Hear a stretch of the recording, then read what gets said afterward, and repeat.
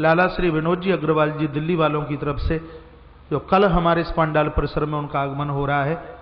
ये डॉक्टर साहब दिन में 4 से लेकर के 500 तक आश्रम के बच्चों को छोड़ करके मरीज देखते हैं, और उनका आगमन इस समय यहाँ भी है। आश्रम के कार्यालय के बगल में उनकी उपचारिता चल रही है। तो डॉक्टर भगवान नहीं तो भगवान से कम भी नहीं, तो हमें आरोग्यता देता है। तो उनसे झगड़ा नहीं करना है, उनसे लड़ना नहीं है। कभी कभी देखा जाता है अस्पताल में लोग डॉक्टर के साथ झगड़ा कर लेते हैं, बिल के लिए झगड़ा कर लेते हैं। तुमने इतना बना, हाथ जोड़ करके कहोगे डॉक्टर मान जाएंगे, दया का भाव उनके अंदर। और तुमने ऐंठ दिखाई और अकड़ दिखाई, हम ये हम वो है, हम फलाने हम ढिकाने हैं, तो जो मरीज ठीक होने वाला भी है और ज्यादा बीमार हो जाएगा। फिर वहां झगड़ा नहीं करना है, वहां लड़ना नहीं है, वहां युद्ध नहीं करना है। यदि अपने मरीज को ठीक से देखना चाहते हो, रखना चाहते, बाद में कह दीजिए, ये बोल दीजिए आपका बिल इतना है साहब, हमसे इतना बनता नहीं है और हमारे पास में है नहीं, तो फिर इनको कोई परवाह भी नहीं होती और वो पर्चा बहुत बड़ा छोटा भी हो जाता है। और हमने बहुत पर्चों को, बड़े पर्चों को छोटा होते हुए देखा है। हम किसी के विवाह में नहीं जाते कहीं एक आध जगह छोड़कर, क्योंकि समय नहीं मिलता। यदि कोई बीमार है, यदि कोई रोगी है, तो वहां मेरा पहुंचना जरूरी होता भी है, और वो आपके लिए भी चाहिए। आप किसी के शुभ में भले ही ना पहुंच पाए, जो दुखी है, जो परेशान है, देखिए हम किसी को जिंदा नहीं कर सकते, लेकिन जिसकी देहली पर पहुंचते हैं तो उसको अच्छा लगता है, उसको बढ़िया लगता है कि देखिए मेरे आज आंसुओं की इन्होंने कदर कीमत समझी। ऐसी जगह जाना चाहिए, ऐसे स्थान पर जाना चाहिए। तो शस्त्री मरमी प्रभु सट धनी वैद डॉक्टर, उनका भी विरोध ना करें। वंदी, वर्तमान समय में पत्रकार लोग, इनका भी विरोध ठीक नहीं है। पत्रकारों का भी विरोध ठीक नहीं है। जो बात नहीं है वो भी छप जाएगी, जो है वो तो नहीं छपे, और जो नहीं है वो छप जाए। 70% मीडिया बहुत बढ़िया है, लेकिन 30% मीडिया भी इतनी बिगड़ चुकी है, क्या कहूं व्यासपीठ से।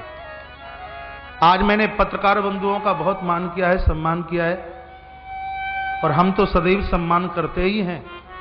यदि पत्रकार बंधु, मीडिया वाले लोग मेरी इस बात को सुन रहे हों, तो मैं उन्हें निवेदन करना चाहूंगा कि गलत बातों का जितना प्रचार किया जाता है, यदि असलियत बातों का जो असली रूप में अपने आप में है, यदि उनका विस्तार प्रचार किया जाए, तो हमारे हर व्यक्ति के धर्म को एक ताकत मिलेगी।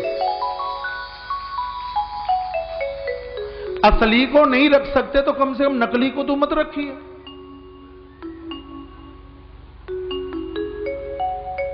मीडिया एक बहुत बड़ी ताकत है। पत्रकार बंधुओं के कंधे में आज एक बहुत बड़ी मजबूताई है। ये असली को नकली साबित कर दें और नकली को असली साबित कर दें। अब भोले वाले लोगों को क्या पता कि असली क्या है, नकली क्या है। इसलिए आप पढ़े हैं, आप लिखे हैं, आपके पास योग्यता है, आपके पास में बहुत कुछ है, ये सब चीजें बाद में हैं। सबसे पहले ये होना चाहिए कि हम भले ही किसी भी लाइन पंक्ति में जी रहे हों, हम भगवान के हैं और भगवान मेरा है, इस बात की तो हमें कदर रखनी चाहिए, इस बात की तो हमें मायने रखनी चाहिए। अभी तो पत्रों में बहुत अच्छा आ रहा है, बहुत बढ़िया आ रहा है, बहुत अच्छा आ रहा है। पत्र में रोज पढ़ता हूं, अखबार रोज पढ़ता हूं। आयोजन को बहुत विस्तार रूप दिया है, जन सैलाब उमड़ रहा है, पूरा का पूरा ऊपर से नीचे तक छप करके आता है।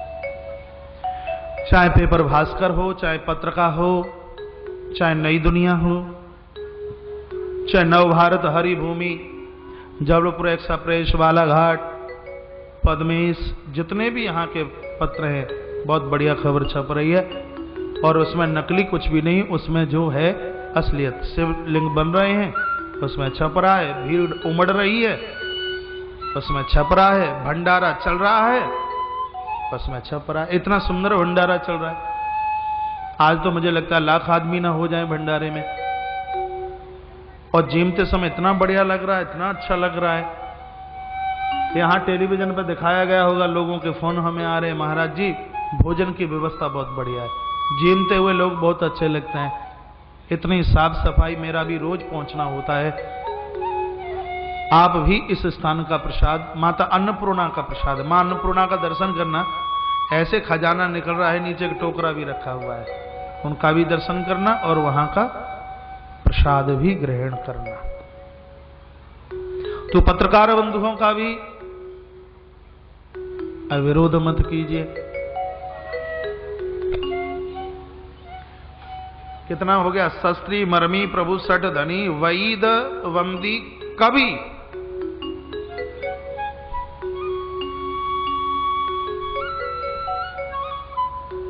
कवियों का भी विरोध न करें।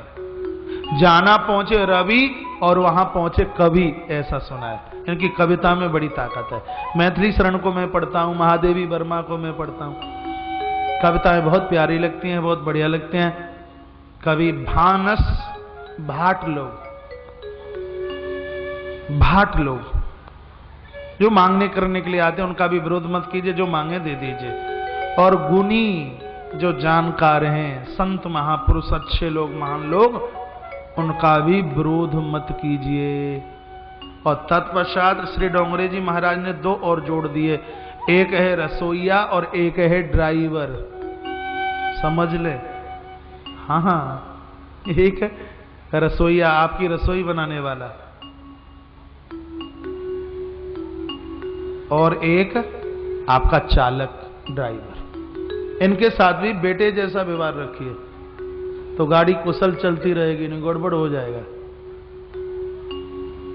तो डोंगरे जी महाराज ने उसमें +2 रखी है। इतने लोगों का विरोध ना किया जाए। अब मारीच ने मन में विचार किया, यदि मैंने विरोध किया तो हथियार लिए खड़ा है, मार डालेगा, चला जाऊंगा तो प्रभु का दर्शन तो हो जाएगा। स्वर्ण का मृग बनकर गया, माता जानकी ने देखा और कहा, प्रभु ये मृग छाला लेके आ जाएगा। आश्चर्य सा लग रहा है। एक जयंत ने अपराध किया, मैया ने कहा इसको क्षमा कीजिए, और जिसने कोई अपराध नहीं किया उसको कहा कि इसको मार डालिए।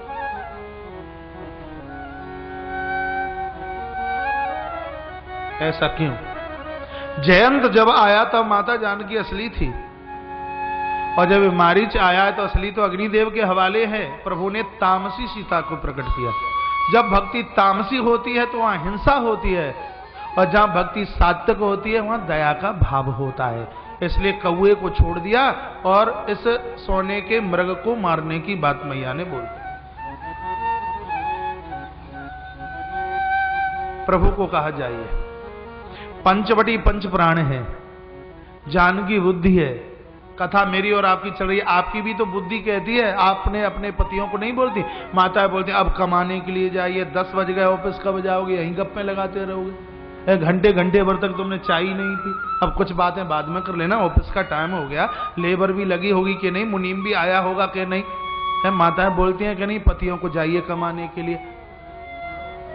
बुद्धि उसी प्रकार से आज प्रभु को आदेश कर रही है। सोने का मृग क्या है? संपत्ति है। जैसे आप अपने पतियों को कमाने की बात करते हैं, उसी प्रकार से बुद्धि ने भी पंच प्राणों की पंचवटी से भगवान को निष्कासित कर दिया,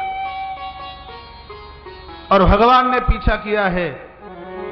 और तत्पश्चात महाराज बड़ी जोर से इसकी छाती में प्रभु ने बाण मारा। निगम ने इस ध्यान न पावा, माया मृग पाचे सोधावा। क्या प्रभु की लीला है। भगवान ने एक भी बार नहीं सोचा क्या सोने का भी मृग होता है। खींच करके इसको बाण मारा, और तब लक्ष्मण कर प्रथम ही ले नामा, पाच सुमृ मन महुरामा। एक बाण मारा, सुहा लखन लखन लखन, और कह करके ये नीचे गिर पड़ा। लखन को इसने अपना गुरु बनाया, ऐसा संतों से सुना है। और इधर माता जानकी को लगा कि शायद प्रभु के ऊपर कोई आपत्ति है, और उन्होंने लखन को याद किया। तो लखन को बहुत कुछ माता ने कहा, लखन को बुरा भी लगा और कहा भी कि भगवान का कौन बाल बांका कर सके। तो माता ने वो भी बातें कह दी जो माता जानकी के मुंह से अच्छी नहीं लगती, वो भी बोल दिया। लेकिन गोस्वामी जी कहते हैं मेरी मां को कोई दोष मत देना। यहां लिखा है मरम वचन कर सीता बोला। सीता नहीं बोल रही थी तो सीता माता के तो होठ हिल रहे थे, अंदर से बोलने वाला कोई और ही था। कौन? स्वयं भगवान। हरि प्रेरित आगे गोस्वामी जी ने लिख दिया, हरि प्रेरित शब्द आगे लिख दिया। यदि माता सीता बोलती होती तो ये लिखा जाता कि मर्म वचन जब सीता बोली, लेकिन यहां बोली शब्द नहीं लिखा, यहां लिखा है कि मर्म वचन जब सीता बोला। गोस्वामी जी को किसी ने पूछा कि स्त्रीलिंग है तो आपको बोली लिखना चाहिए था, तो गोस्वामी जी ने कहा बोली तो तब लिखता जब मेरी मां बोलती होती, तो मेरी मैया नहीं बोली, मेरी मैया तो होठ हिला रही थी, बोलने वाले भगवान राम थे, इसलिए मैंने लिख दिया मर्म वचन जब सीता बोला। प्रभु लखन की आंखें भर आई हैं, 3 रेखा खींची हैं और कहा माता इस रेखा का नाम है लक्ष्मण रेखा। जो अंदर से बाहर जाएगा वो भी जल के राख हो जाएगा, और जो अंदर से बाहर जाएगा उसको भी जलना पड़ेगा, इसलिए इस रेखा का उल्लंघन मत करना। और ये कहकर के श्री लखनलाल चले गए। और इधर दशकंठ रावण महाराज एक याचक भिखारी का भेष बना करके आया, और ज्यों ही लकीर पर इसने पाम रखा है, महाराज जलने लगा, पीछे हो गया। ये रेखा क्या है? सत्संग की रेखा है। रावण क्या है? मोह। जब व्यक्ति सत्संग में चल करके आता है तो उसका मोह रूपी रावण जलता है, समाप्त होता है।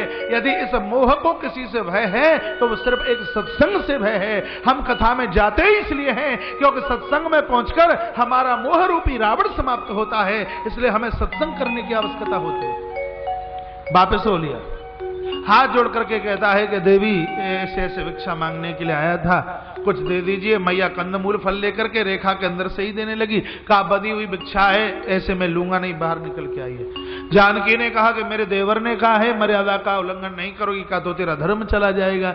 और भोली भाली माता जानकी, माता से भी गलती हुई, लखनलाल की बात को भुला दिया गया। लखन महाराज परम बैरागी हैं, बैरागियों की बात नहीं मानोगे तो ये मोह आपके ऊपर हावी हो जाएगा, मोह हावी हो जाएगा। और जो ही मैया अंदर से बाहर आई है, मैया तो नहीं जली। लखनलाल तो बोल के गए थे कि बाहर का अंदर आए और अंदर का बाहर जाए तो दोनों जल जाएंगे। रावण तो जल रहा था लेकिन मैया नहीं जली। ऐसा क्यों? क्योंकि माता का रूप है अग्नि का, और लक्ष्मण रेखा भी अग्नि का रूप है। और आपको पता है कि आग से आग कभी जलती नहीं है, इसलिए माता जानकी के ऊपर जलने का कोई प्रभाव नहीं हुआ। बाहर निकल करके आई है, ये अपने असली भेष में आ गया। और तत्पश्चात महाराज ने भगवती माता जानकी को उठाया और बिठाया रथ में, और रथ को आकाश मार्ग से लेता हुआ अंबर की तरफ चला, लंका के लिए चल पड़ा। मैया रो पड़ी, चीख पड़ी, आर्त हरण शरण सुखदायक, हा रघुकुल सरोज दिनदायक। हे प्रभु परमात्मा, मैंने बहुत बड़ी गलती की, हा लक्ष्मण तुम्हार नहीं दोषा। मुंह से निकल आई बात। गलती का एहसास करना पड़ता है यदि गलती की है तो। हा लक्ष्मण तुम्हार नहीं दोषा, हे लखनलाल तुम्हारा कोई दोष नहीं। सो फल पाई हूं कीन हूं रोसा, मैंने जैसा किया उसका परिणाम, उसका फल मुझे मिला है। महाराज इतना रुदन किया, इतना रुदन किया, विविध विलाप करती वैदे ही। माता भगवती जानकी के विलाप को महाराज उस दंडकारण्य वन में न जाने कितने लोगों ने सुना। सबको पता था कि एक अबला का हरण करता हुआ निशाचर लेके जा रहा है, सब टागते रहे कि गई वो ले गया, वो ले गया। लेकिन प्रभु प्रेमी जनों, उस झाड़ी में रहने वाला कोई जटायु सामने से युद्ध करने के लिए आया।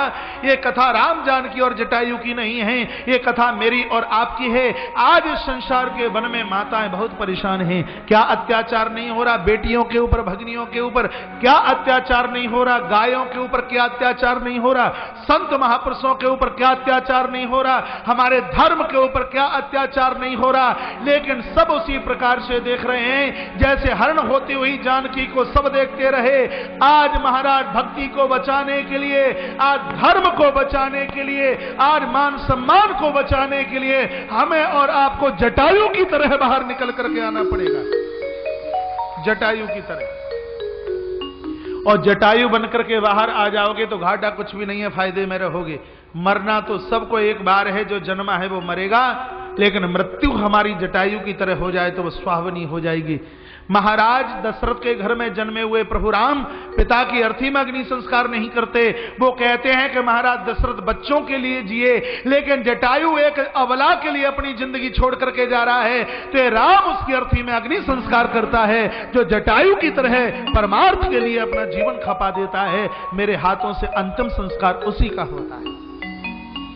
मानस में बड़ी सुंदर चौपाई लिखी है, परहित बस जन के मन माही, तिन कहूं जगत दुर्लभ कछु नाई। जिनके जीवन में परहित परमार्थ है, इस जगत में महाराज उनके लिए कुछ भी दुर्लभ नहीं, उनके लिए सब कुछ सुलभ है, उनके लिए सब कुछ सुलभ है।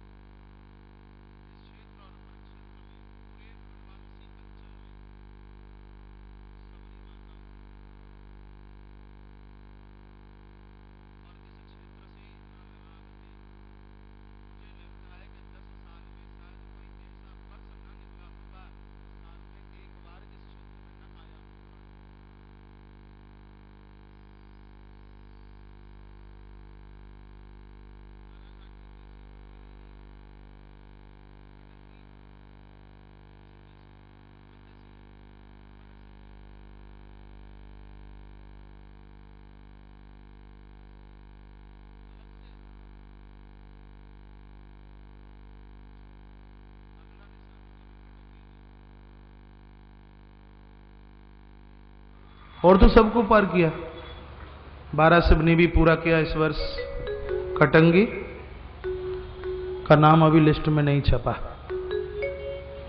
तो इस वनवासी अंचल के लोग बड़े सीधे हैं, बड़े भोले हैं। इनको जैसे बहका दिया जाए और बेचारे वैसे ही बहक जाते हैं। इनके साथ मेरी बड़ी नजदीकता से बात हुई है, बहुत नजदीकता से। उखवा के पास से एक रास्ता गया और पीछे जाकर के बिल्कुल झाड़ियों में कुछ छोटे छोटे गांव पड़ते हैं, यदि उधर आप गए हो। बैगे लोगों से भी मेरी मुलाकात हुई है। मैं उनकी भाषा नहीं समझता, लेकिन पता नहीं कैसे वो मेरी भाषा समझते हैं। पौनी मलारी खंड में जब मैं पहली बार आया तो उन भाई लोगों के बीच में हमने पूरी कथा का आनंद लिया और वो अपने मन का भाव बताते। जब उनके सामने श्री शंकर जी की तस्वीर रखी जाती, राम और कृष्ण की तस्वीर रखी जाती, अंदर से तो वो भी समझते कि भगवान हैं और वो उसे हाथ जोड़ते। और उनके पास में उनको कुछ भी नहीं होता तो प्रभु की तस्वीर के सामने वो बांस यूं रख देते कि किसी ने अपने हृदय का पुष्प भगवान के सामने रख दिया। सरदार जी के आवास पर श्री ललित मिश्रा जी के यहां पहली बार मैं रुका और बैगे लोगों की, भाई लोगों की भीड़ लगा रहती थी। अब जो बनता, किसी को वस्त्र दिया, किसी को जो बना सो दिया। तब मैंने भ्रमण इस पूरे क्षेत्र का किया और तब मुझे लगा कि यहां इस जगह कथा की आवश्यकता है। पानी वहां डाला जाए जहां जल की जरूरत है, भोजन उसको खिलाया जाए जिसको भूख लगी हो, और किसी का पेट नाक तक भरा है और कूच कूच के खिलाए नहीं तो मैं खाना ही पड़ेगा, तो मैं खाना ही पड़ेगा। उसी समय मैंने संकल्प लिया कि वर्ष में एक बार तो मुझे बालाघाट क्षेत्र में आना ही है। और ये कह करके मैं अतिशयोक्ति नहीं करूंगा कि कितने शराबियों की शराब छूटी, कितने मांसाहारी लोग शाकाहारी बने। और मुझे नहीं लगता कि इस क्षेत्र में 5, 7, 8, 10 हजार से दीक्षा लेने वाले लोग कम हो, मुझे ऐसा नहीं लगता। कभी कभी तो लोग ये बोल देते हैं महाराज जी पवारों के गुरु हैं, मैंने बहुतों के मुंह से सुना है, लोग बोलते हैं। बाहुल्य क्षेत्र है और मैंने ये देखा, कौन सा भी परिवार रहा हो, कौन सी भी जाति रही हो, यहाँ मुस्लिम भाइयों ने मेरा मान किया, सम्मान किया। मेरी शोभा यात्रा में वो निकल के आए, उन्होंने कंठ में हार डाला और मेरी कथा में वो सब लोग बैठते हैं। तो इस क्षेत्र का, इस व्यासपीठ से तो मैं इसलिए बहुत आदर करता हूं, मान करता हूं, सम्मान करता हूं, क्योंकि भगवान की कई ही बात इन्होंने मेरी बात मानी है। शराब के ठेकों में आग लगा दी गई जब पहली होली पौनी में मलारखंड में जब चल करके आई। भैया उमेश देशमुख और ललित मिश्रा जी बिल्कुल गर्दन हिला रहे हैं, आप बिल्कुल सही कह रहे हैं। वहां लोग ये मांसाहारता को छोड़ करके शाकाहारी बने हैं और लोगों ने मुझे कहा महाराज हम तो भूल कर गए, हम तो गलती कर गए, हमें तो पता ही नहीं है कि हिंसा करने का इतना बड़ा अपराध है, क्या हमें माफ कर दिया जाएगा? का सौगंध खाइए, अब खाई सो खाई, आगे के लिए राम दुआई। आपसे जो गलती हुई है वो अनजाने में हुई है, लेकिन अब कोई ऐसा अपराध नहीं होगा। आप शुद्ध शाकाहारी बनिए। हम करोड़पतियों के बीच में इस आयोजन का आनंद लेते। इस कथा को हम मुंबई में करते या दिल्ली में करते या और संभ्रांत शहरों में हम इस आयोजन को, यज्ञ को करते, तो सही बात तो यह है कि इस यज्ञ में, इस आयोजन में उतना आनंद नहीं आता जितना कि आज वनांचल स्थान पर ये आयोजन हो रहा है, जितना आनंद आ रहा है, क्योंकि यहाँ के लोगों के पास में श्रद्धा है। यहाँ के पत्रकार बंधुओं ने मुझे बार बार आकर के प्रश्न किया, आप दुनिया भर में जाते हैं कि आपने आयोजन ये बालाघाट में ही क्यों रखा? मैंने कहा और दूसरी जगह के लोगों के पास में पैसा हो सकता है, लेकिन बालाघाट जैसी श्रद्धा नहीं हो सकती। इसलिए भगवान शंकर कोटेश्वर नाथ प्रभु ने ही इस क्षेत्र का चुनाव किया है। तो मैं पुनः निवेदन इस व्यासपीठ से करूंगा, आप शुद्ध शाकाहारी बनिए, आप पावन बनिए, आप पवित्र बनिए। 11 11 कोटि शिवलिंग रुद्र महायज्ञ में ये संकल्प लेकर के जाइए कि जिसका भोग भगवान का नहीं लगता उसको हम कभी